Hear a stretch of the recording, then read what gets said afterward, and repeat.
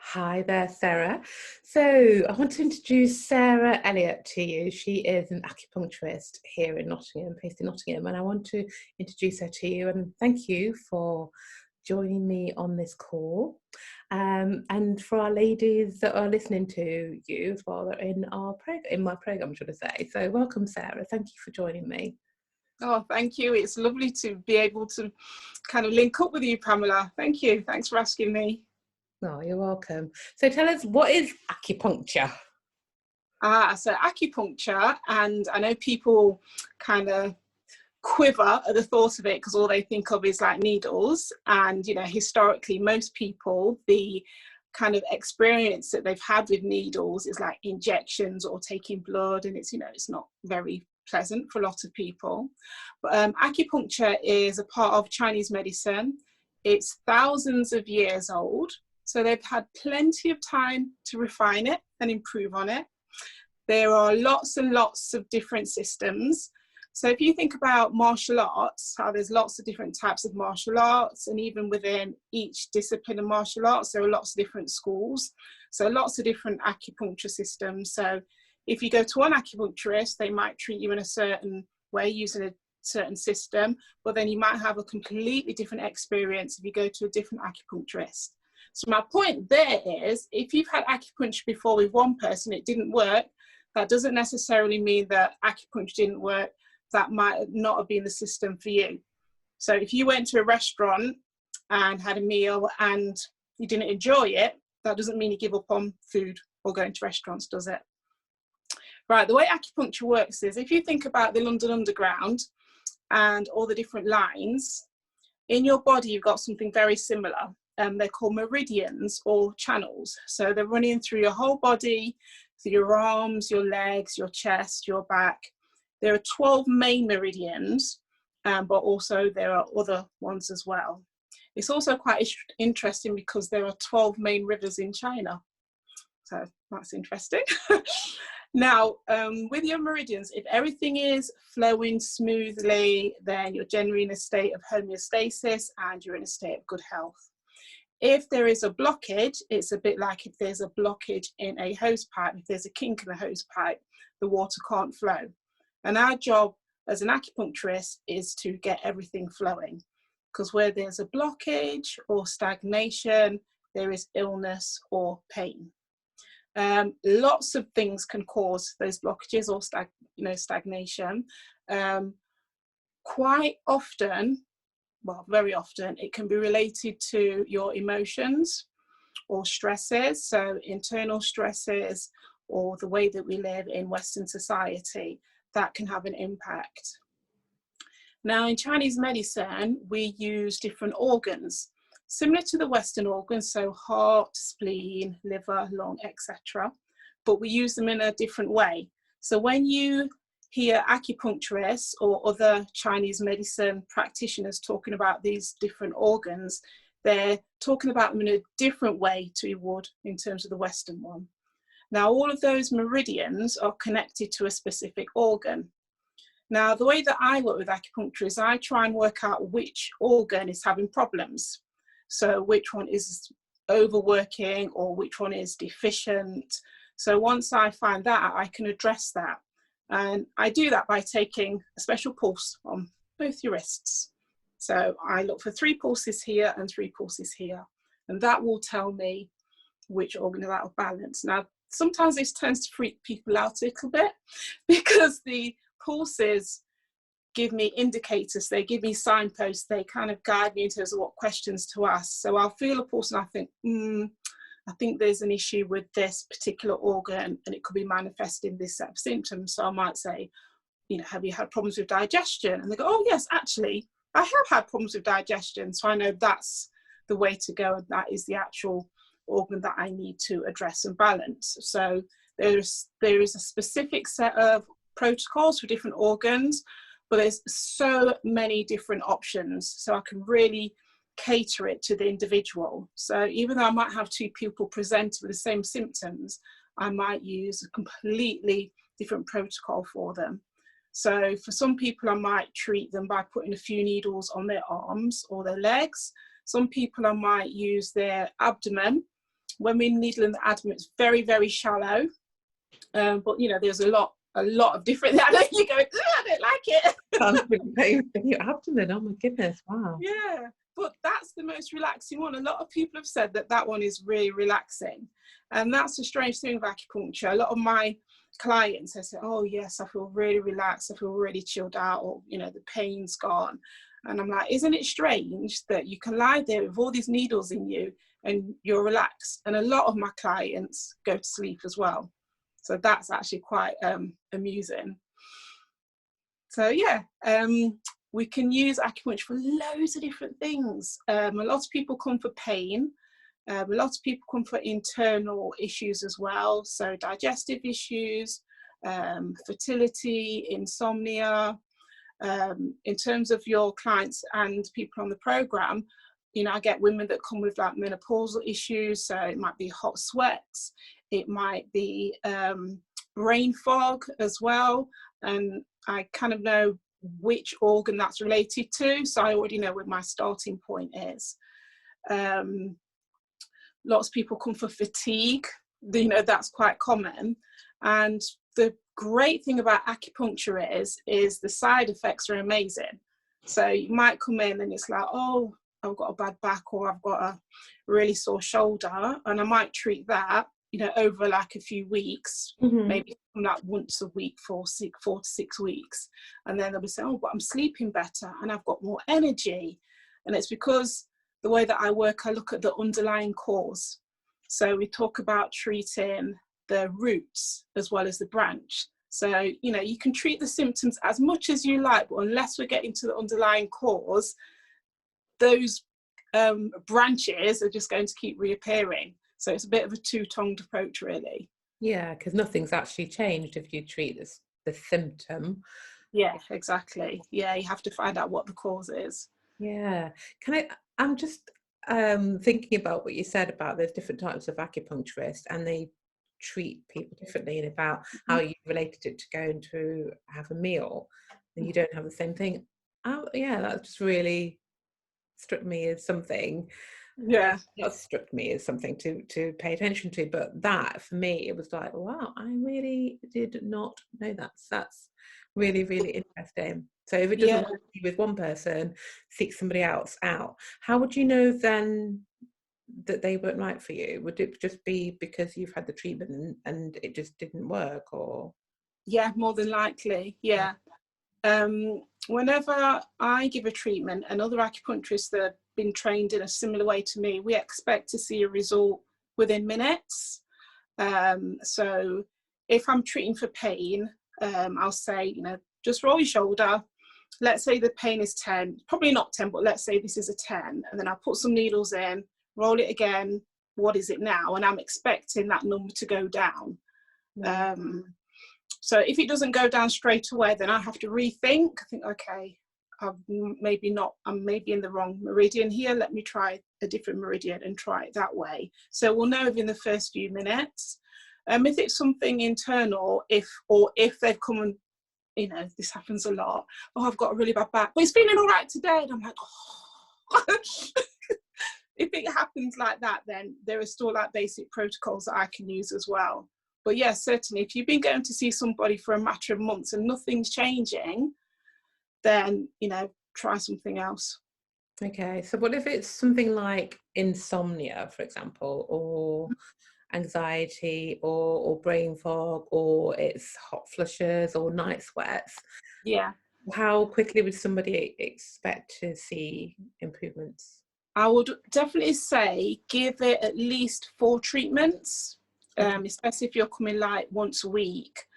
If it's something chronic that's been ongoing for a long time, we'd say come twice a week for your first 4 to 6 treatments, because then you get a faster response.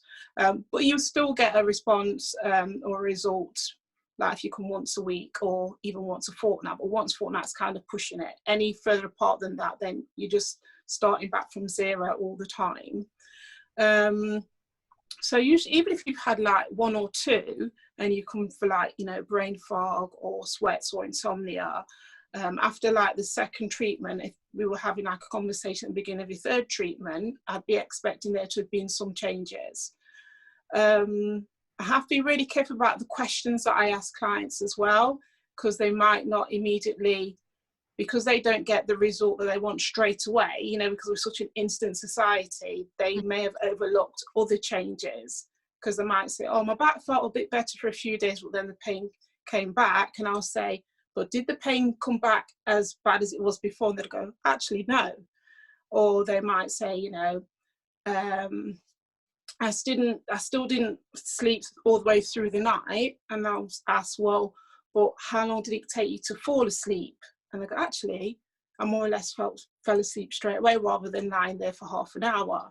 Or you might be like, I haven't had to take any painkillers today, or I've not had to have an afternoon nap. So it's really about me kind of drawing out those other changes, because people aren't looking for those things, but they will be having an impact as well.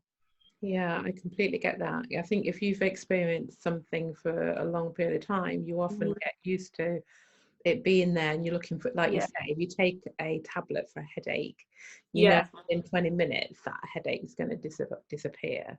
Whereas with what you're doing, it's gradual. Maybe there's a bit of release from the tension from that neck, you know, the tension starting to drop a little bit from here, and then eventually particularly for internal things. I mean, for like a head, if I was treating a headache, I'd expect a reduction in the pain within minutes. So for like pain, it's almost instant. For internal, it just takes a little bit longer. Okay. And so what happens after, what happens if they've had a course of 6 sessions and they're totally fine? What happens after that? Is that it then? There's no maintenance, or is that just, is it over? We'd like say, so come once a week for like 6 weeks. And if you're doing really well, we'd then say, come once a fortnight, then come once a month. So we drop it down, but we're keeping it top. Because if you kind of graduate your patient too soon, you know, the issue might come back sooner than you would like it. But there are also things you can do in the meantime. So for a lot of women that are having difficulties with their menopausal symptoms, for a lot of the time, the main organ that's affected there is your kidney organ. So your kidney organ is like your battery pack. So you're born with a certain amount of kind of power. So when you're born, you're just like that Duracell bunny that's just, do you remember the drumstick? Yeah. But eventually that kind of wears out, doesn't it? And as acupuncturists, we can slow down the wearing out, or kind of boost it a little bit by using specific points. So if you've got a kidney imbalance, you'll see that in terms of you'll be tired, night sweats, early grey, hearing, your hearing will go as well, memory issues. So a lot of those things that are kind of related to menopausal symptoms are related to that kidney one. So some of the things that you can do is you can eat foods that will nourish the kidney from a Chinese medicine point of view. Kidney beans are one. A lot of the time in Chinese medicine, it's like, what looks like kidney is good for your kidney. And it's similar with other things as well. So like walnuts are really good for like brain function, because it looks like your brain, doesn't it? So there are lots of foods like that. And each different organ has a specific colour, time of the year, time of the day, taste, smell, and it governs different things. So you can eat lots of those foods there that will help to boost that kidney energy if that's what we're working on. And you can also do an exercise called Qigong, which is similar to Tai Chi. So people might have heard of Tai Chi, which is like a slow set of movement focusing on the breath, but it also focuses on nourishing different organs in your body as well. So there are things that you can do in between, and that will help your treatments. And when your treatment plan is over, you can continue to do those things. Amazing. I'm like, so different coloured food, different types of food, different seasons of the year as well can actually help to support that organ that's struggling, which is causing symptoms that you're experiencing. Really interesting. Really interesting. So, and then this is all the information you give to your clients. Yeah, I kind of gauge it and give as much information as I feel they're ready to take on at that time. So Mm. some people might be just like, they won't say this, or they might do, I don't want to hear about that, just put the needles in and get me better, type of thing. For Right. other clients who like ask questions, but I will always give like a basic explanation of acupuncture if it's someone who's having acupuncture for the first time, or it's somebody that's new to me, because they might have had acupuncture somewhere else and they might have, treated them in a different way. Yeah. Okay, so if it's now we're in, well, coming to winter, but obviously still just in the little bit of a week last, I think it is, of autumn, isn't it? I think. Mm-hmm. So if somebody was coming to you now with hot flushes and you say it's the kidney that's the Mm-hmm. problem, so she should eat kidneys, and what else would you recommend? Other foods that are dark coloured, so like aubergines, Oh, okay. yeah, black beans, because that's kind of like the colour of from a Chinese medicine point of view, they're the kind of kidney colours. Oh, so like, and beetroot, would that be Yeah, yeah. what's that? Mm-hmm. Anything that's like that dark mulberry. Yeah, like blueberries as well. Okay, so those antioxidants. Mm-hmm. And so would that change then? So that's in the winter, and then would that change? What would it be in It, the it spring? depends on which organ is out of balance. So if the kidney is out of balance, then they're the things to kind of like eat. Um, when we get to the winter solstice, we come into the water element, which is the kidney season. So if your kidneys are deficient, you will start to feel better come December the 21st, 22nd. Oh, really? Yeah, because there's more kidney energy. The kidney energy is more abundant. So at the moment, we're in metal season, and that's like lungs and large intestine, which are related to like skin, the emotion of grief, and your immune systems, coughs, colds. So that kind of makes sense, because this is the Well, doesn't time of it? year when COVID. all of that Yeah. happens. So Yeah, just so while we're recording this is 2020, and it's obviously December, and obviously yeah, we're COVID's yeah, present. So just thought I'd say that just in case someone's watching yeah. the future. Yeah, so we're in metal season, and this is the time of the year when they roll out the flu jab, Mm. because there's lots of things flying around that will really hit your immunity. So And what is this for the spring and summer? What are those seasons for? so we're in metal now, and then we go to water. Then from March,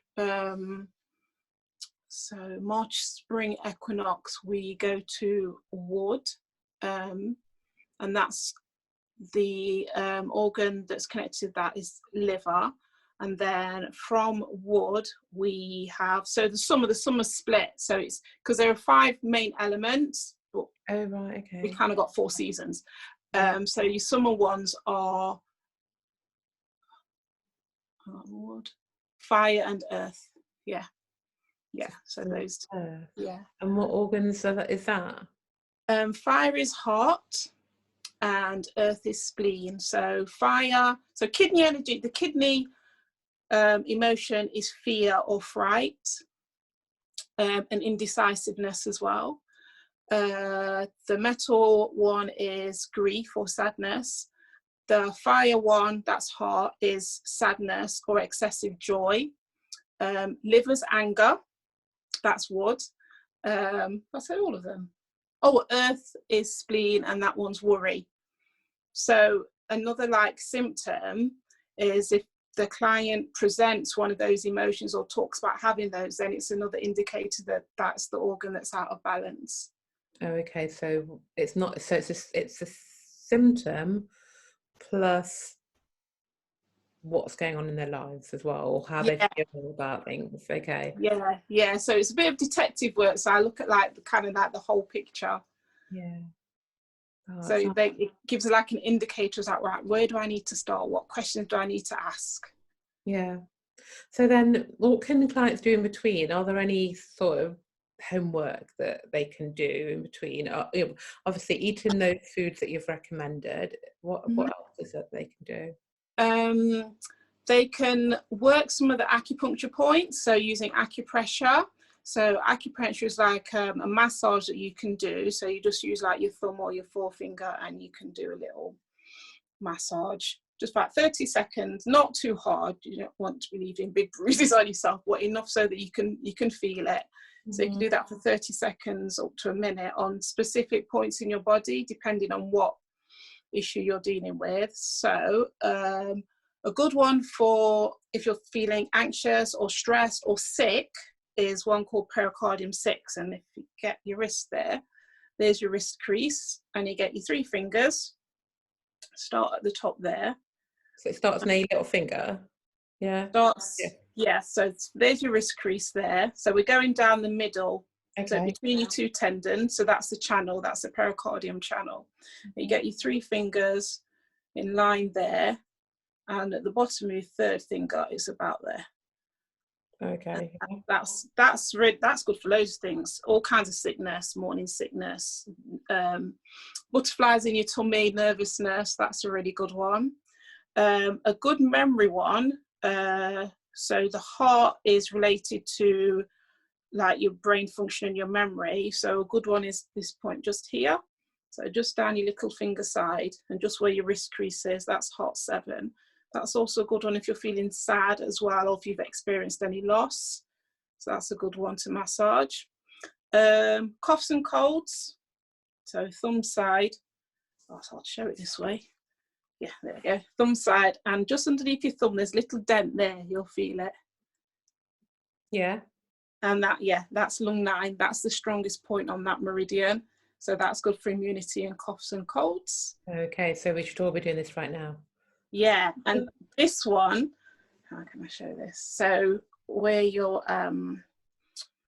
index finger and your thumb is, so where the webbing is here, if you go down, you'll come to the point where it's the base of your thumb and the base of this first finger, and there'll be a little dent. That's good for loads of stuff. That is good for some certain types of headaches. It can be good for boosting your immune system as well. So, you know, if you just sat there, instead of scrolling through your phone, you could be sat there, give yourself a quick little massage on both hands as well. That feels really sore to me. Yeah, you need it then. Yeah, that's an indicator. Yeah, often if it's really a bit sore, just give it a bit of a massage and the soreness will diminish. And yeah. Oh, wow. So just keep massaging that there gently. Yeah, just 30 seconds a minute, and you can do both hands. And how often would you recommend? Like once a day or 2 or 3 times a day? Yeah, 2 or 3 times a day. Once is fine, 2 or 3 is fine, or as and when you need it if you're treating something specific, but just as like general, you know, good health, massage that one. And then there are some good kidney points around your feet as well. And there would be the key ones. If you've got hot flushes, there's kidney 6, which is just below your ankle bone. There's a point you can massage there. There are points that are good for lower back pain that are all around your kidney as well. To be on the safe side, you could give yourself a good foot massage and really focus on, and this is where you'll hit all of the points. The inner part inside of your leg, so the inner part of your leg, so in between like the highest point in your ankle bone and your Achilles tendon. So there's a point just between those two. Okay. And if you massage that, that's kidney 3. That's the strongest point on the kidney meridian. So that will help with all those kidney related issues. So like memory, sweating, things like that. So if you give that a good massage, you even just go up and down your inner leg, because that's the whole kidney meridian, that will help. So you can do that while you're having your nice Epsom salt foot bath, can't you? Yes, you can. Yeah, or while you're just sitting on the floor, you know, I love sitting on the floor, so that's something that's it feels nice as well. Yeah. Proper self-care. Yeah, it is. This is amazing. So any other points that so you've got memory, hot flushes, we've got immunity. I'm not sure if I'm going to be doing that because that really hurts. So there's clearly something going on with that. And should it hurt? I mean, or shouldn't it hurt? If it does hurt, it's a point that needs boosting. So that is an indicator. If it feels a little bit sore or tender, then yeah, it's a good sign. I mean, sometimes you might massage a point and you don't really feel anything, and you can still massage it anyway. That's the good thing. You can't really do yourself any harm. So, Wow. And then some people aren't as in touch with what they feel in their bodies as well. So they might not feel that it's actually tender. So it might still be worth massaging it anyway. Okay. Are there any other tips then that? Yeah. Yeah. So where lung 9 was here, anywhere along this channel here is good for coughs, colds, sore throats, sometimes shoulder pain as well. So if you just massage all the way down here, and sometimes all of that will feel really sore as well. Yes, so all the way down there, give that like a massage. Sometimes if you just press up and down it, that's quite good for boosting. Another good immune booster is the crook of your elbow. So if you bend your elbow and just where the elbow crease is, that point there, that's another good one for boosting your immune system.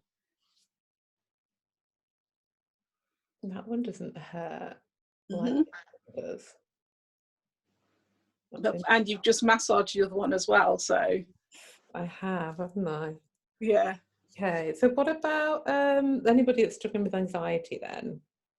Oh, so that one there, pericardium 6, that's the good one where it's 3 fingers down. Oh, okay. Yeah, that's quite a good one for anxiety. And this one here on like little finger side there, that's another good one for anxiety. And this one is as well. That's good for loads of stuff. They call that one a miraculous bone because it can treat a lot of different things as well. This is amazing. Amazing. I mean, it's just like having your own personal acupuncturist with you. yeah, just without the needles. Yeah, but it's not going to replace anything. So it's something that you can just do in between sessions with your acupuncturist. Yeah, that's right. These are like general kind of like well-being and health points that you can use as well. So just keep everything going, so we're making sure the treatment's going in the right kind of like direction. But the things as well is to realize that you are trying to treat yourself and get yourself better. So if you're spending the money on your acupuncture treatments and you're doing all of these kind of like little acupressure points and everything as well, it's looking at like your diet and your sleep to make sure that that's all in place as well, because you can have acupuncture as much as you want. If you're coming for a bad back and the acupuncture is helping the pain to go away, but if you're going out and consistently doing the thing that is causing aggravation to your back, you're just going around in a cycle. So it is a real holistic treatment. Yeah, it sounds absolutely wonderful. I had acupuncture. I think I've had it twice. But I used to work with dependent drinkers, and in the NHS, and we used to treat them with acupuncture in their ears. Oh yes, yeah. Yeah, so I had that when I first started doing that job, and then I had acupuncture with a friend who was a physiotherapist, and we did my neck and shoulders, and that was hideous because it was absolutely horrible. Did they put it in your neck and shoulders? Yeah. See, that's one of the big differences, because sometimes if a GP sent you to an acupuncturist, or if it's a physiotherapy that uses needles, it's not the same as going to an acupuncturist who was trained as an acupuncturist, because the training is different. Because if you had a pain in your neck and shoulders, I wouldn't be putting needles there, because that's where it hurts. So why do you needles in there as well. Horrible. It was Yeah, really exactly. horrible. And there Then was she moved them. yes, yeah. There are so many other options. For neck pain, I could put needles, I could do a couple on your stomach, I could put them on your wrist, I could do your lower leg, your upper leg, and you barely feel it then. And then I'll just stick them in and I'll leave you for 28 minutes, 29 minutes, and let the needles do their work. I don't have to keep coming back and manipulating it. Yeah. Yeah. Oh, it was Yeah. horrible. Yeah, because the body mirrors itself. So if you've got wrist pain, I could put needles around your ankle because your wrist is like your ankle. If you got knee pain, I could put needles around your elbow because it mirrors your elbow. And I would use opposite sides of the body, because when we have the message that goes from the part of your body to your brain, it crosses your spine. So that's why we can use the opposite sides of the body and still get a really good results, because we're just telling the body, okay, body, please send more blood and oxygen to, for example, your wrist. And if we get more blood there, we get more oxygen, we get more nutrients, and we kickstart the healing process. So it's just giving the body a nudge. It knows what to do, just forgets. That's so true, though. The body does know what to do, and it does forget. We just need to give it a little gentle nudge in the right direction. Yeah, yeah. With you, and acupuncture is one thing that definitely helps and can help the body Yeah, heal, and is supposed to feel good. That's yeah. fantastic, Sarah. Really, really good. Really, really interesting. I've learned so much, things that I didn't know about acupuncture at all. And I think most of us perhaps just think about it as needles going in. And I mean, and obviously I know it's based on Chinese medicine, but I didn't realise that how broader it is as well, you know, the things that you spoke about today. So that's really interesting. So thank you so much. So if anybody wants to connect with you, come and see you, maybe you're based in Nottingham, but a lot of my clients are local anyway. But for those ones that are local to you, how can they find you? I have a Facebook page, so Sarah Elliott Acupuncture, so you can find me on Facebook. I'm on Instagram, it's Acupun Elliott on Instagram. And I have a website coming soon, so that will be even better. But I'm based in Carrington Pharmacy. So there's a lovely little hidden treatment room there that no one knows about. So a lot of my clients are word of mouth at the moment. So what's your website going to be? Hopefully it'll be Sarah Elliott Acupuncture. Right, Yeah. okay. When that's ready, it'll be name. Brilliant. Yeah, January, February. Yeah. Okay, fantastic. And so I know we spoke about you having an online program to help more women in the future. You're going to let us know when that is actually up and ready. Yes, definitely. Yeah, so we have all those little different videos ready to show you in terms of where you can massage. We'll talk about foods that you can use as well, and what foods to eat at different times of the year. So yeah. Great. I mean, that's going to be so exciting to see that when that's completed. And yeah, do keep us in touch, won't you? And let us know when that's ready, then we can start piling on doing some work on ourselves. Yeah. Definitely. Thank you so much for spending time. Well, it's been my pleasure. I don't often get to just chat and wax lyrical about acupuncture, so it has been a pleasure. Amazing. Thank you. Thank you so much. Take care, Pamela. You too. Bye. Bye.